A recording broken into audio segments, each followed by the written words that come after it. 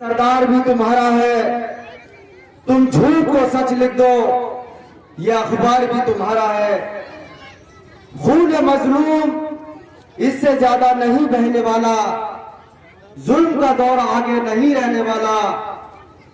इन अंधेरों को चीर कर एक नूर आएगा। जब फिरौन आया है तो रामपुर वालों याद रखना, मूसा भी जरूर आएगा।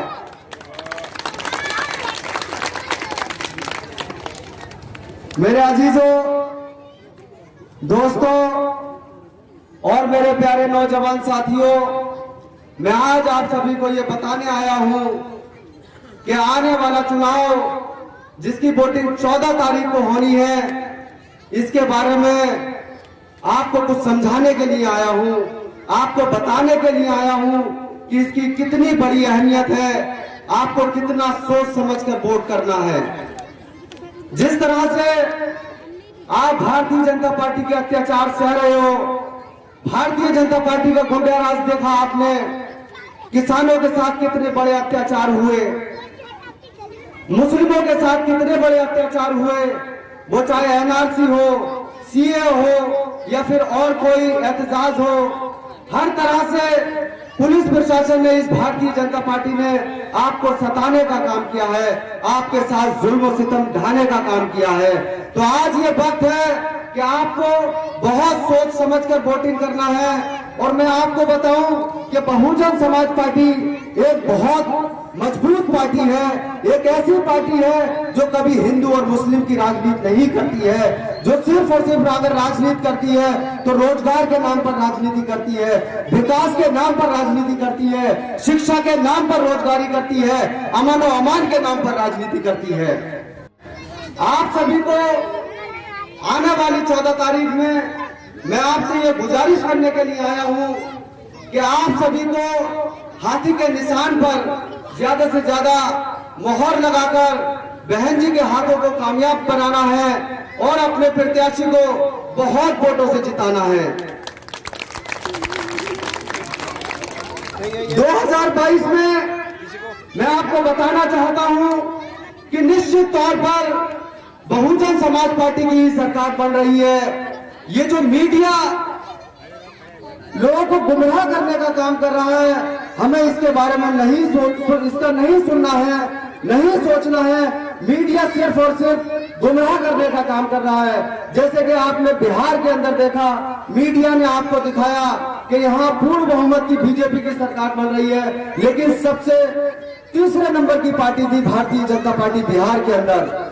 दूसरी बार फिर बंगाल का नंबर आया तो बंगाल में नारे लगे कि आपकी बार 200 बार भारतीय जनता पार्टी, लेकिन आपने देखा कि भारतीय जनता पार्टी 150 सीटें भी नहीं ला पाई, 100 सीटें भी नहीं लेकर आ पाई, यहां तक कि 70-72 सीटों पर सिमट गई। इसी तरह की कंडीशन उत्तर प्रदेश की है। उत्तर प्रदेश में बहुजन समाज पार्टी 2017 के आंकड़े में आपको बता दूं, 2017 में भी समाजवादी पार्टी से ऊपर थी। 23% वोट था बहुजन समाज पार्टी का। हालांकि सीटें कम थी लेकिन वोटिंग परसेंटेज ज्यादा था, 4 लाख वोट ज्यादा था बहुजन समाज पार्टी का। उसके बाद 2019 के चुनाव में 19% वोट मिला था बहुजन समाज पार्टी को और सिर्फ 18% वोट मिला था समाजवादी पार्टी को, जिसमें बहुजन समाज पार्टी के 10 सांसद जीत करके आए थे और समाजवादी पार्टी के सिर्फ और सिर्फ 5 सांसद जीत करके आए थे।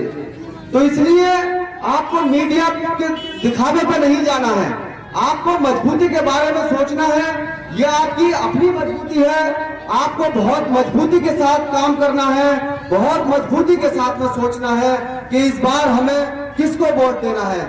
जैसे आपने देखा सरकार रही बहुजन समाज पार्टी की, बहुजन समाज पार्टी की सरकार में रामपुर के अंदर रोजगार में कितना बड़ा ग्रोथ हुआ था। लकड़ी का कारोबार चरम सीमाओं पर था, लकड़ी की 450 फैक्ट्रियां चल रही थी रामपुर के अंदर बहुजन समाज पार्टी की सरकार में। जैसे ही समाजवादी पार्टी की सरकार आई है, आजम का साहब ने सारा कारोबार उजाड़ दिया आपका। वो इसी मानसिकता के साथ उजाड़ा था कि आपके हाथ में जब कारोबार होगा तो आपके बच्चे पढ़े लिखेंगे, आपके बच्चे आगे की सोचने के बारे में सोचेंगे। ये आपको आगे बढ़ने नहीं देना चाहते हैं, ये आपको पिछड़ा देखना चाहते हैं, ये आपको पिछड़ा सोचते हैं। इसलिए आपको आज आपके बीच में कोई आपका पिछड़ा आया है, मैंने ये हिम्मत आप सबकी वजह से ही की है। आप सबको मेरा साथ देना चाहिए।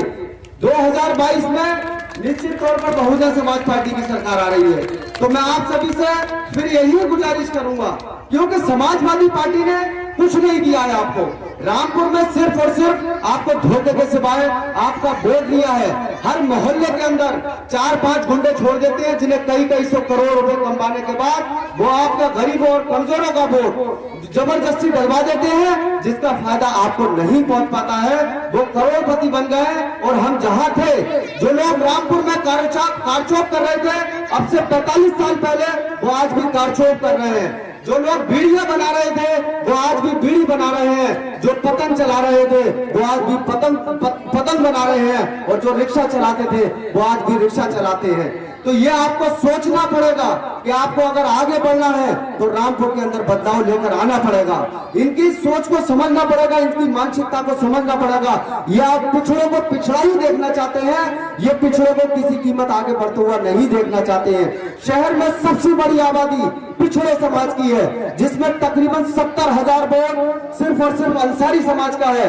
मलिक समाज का तकरीबन 30,000 वोट है, और शेड्यूल कास्ट जो दलित समाज है हमारा, वो 35,000 वोट है, जो कि हमारे साथ पूरी तरह से लगा हुआ है। अगर हमारा पिछड़ा समाज, पसमानदा समाज हमारे साथ आ जाता है, और मुझे पूरा फक्र है, मैं पूरे भरोसे के साथ जो मैदान में उतरा हूं, मैं पूरे पिछड़े समाज के ऊपर ये भरोसा मैंने जताया है कि इस बार रामपुर का जो पिछड़ा समाज है, कमजोर समाज है, गरीब तबका है, वो सब बदलाव लेकर के आएगा। और आज रामपुर में बदलाव की जरूरत है, तो आप लेकर के आना है। अभी वक्त बहुत कम है, मैं बस यही अपनी बात को खत्म करूंगा और लास्ट में बस यही कहूंगा कि मेरी हिम्मत को सराहो, मेरे हमराह चलो, मेरी हिम्मत को सराहो, मेरे हमराह चलो। मैंने एक शमा रोशन की है इन जालिमों के खिलाफ, इन तानाशाहों के खिलाफ, इन फासिस्टों के खिलाफ। आप सभी का बहुत बहुत शुक्रिया, बहुत बहुत शुक्रिया।